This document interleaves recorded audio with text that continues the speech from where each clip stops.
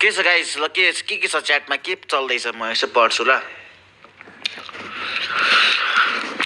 धेरै रोटेसन नि राम्रो हुँदैन है एउटा प्लेइङ 4 चाहिँ फिक्स गर्नु दाइ अरे एकदम राम्रो क्वेशन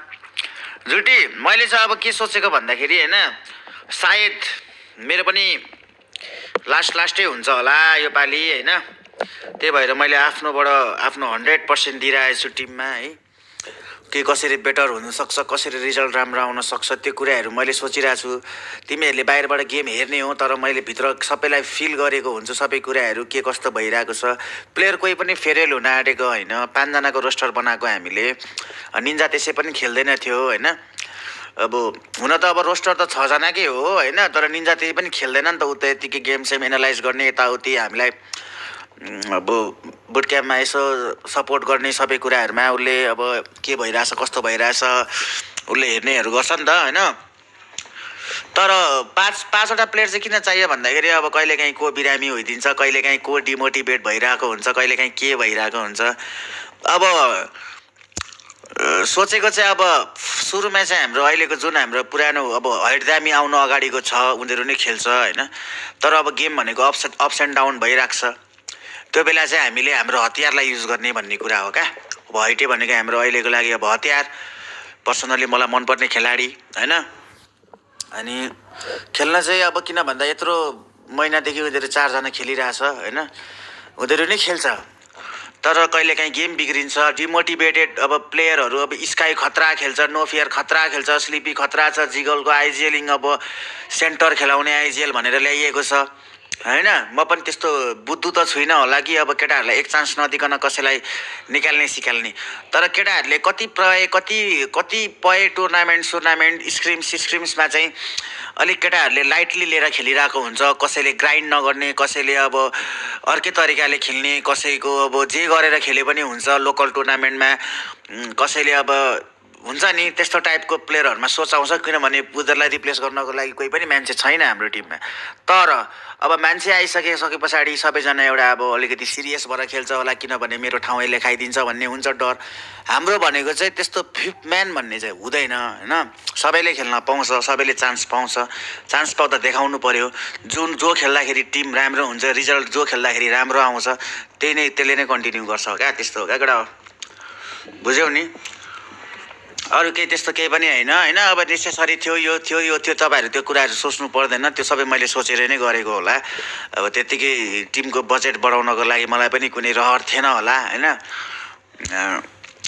त्यही हो केटा हो दाइ अनि हैदरामीको फर्म त राम्रो छैन त लास्ट 1 इयर देखि अब तिमीलाई थाहा छ नि त हैन भइहाल्यो त जसले राम्रो हान्दैनको कुरा हैन के केटा हो अब हरेक गेम राम्रो जान्छ भन्ने नि कुनै प्लेयरको हुँदैन नि त तर अब त्यही अनुसार हामी अब सबै रोस्टर 5 जना त हुन्छ नि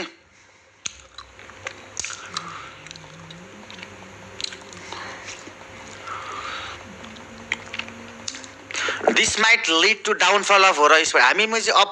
माथि चाहिँ कहिले आएको छ र डाउनफल हुनु यार केटा हो जहिले डाउनफलै त भइरहेछ नि यार नो फेयर एकले ग्राइन्ड गर्दैछ अब एकैचोटी पीएमएसएल मा तल्का हान्छ नो फेयर भाइ अब एन्ड्रोइड फोनमा शिफ्ट भएको छ अब उलाई चाहिँ अब अर्को पाली पीएमएसएल को लागि उले जेस आइफोनमा खेल्न छोडिसकेको छ उ अन्डरग्राउन्ड भएर ग्राइन्ड गरिरहेको छ अरे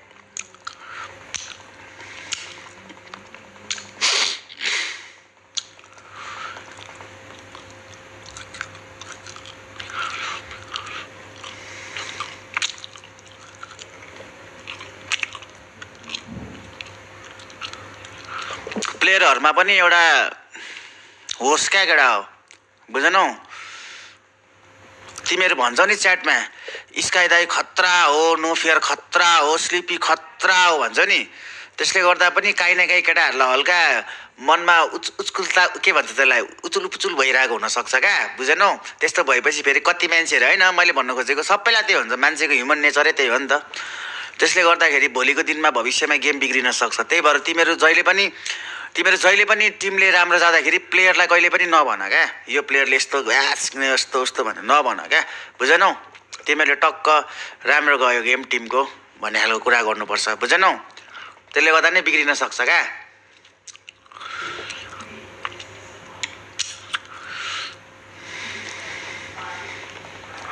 माफिया निन्जाले त सन्यास जमानामा लिइसकेको नि।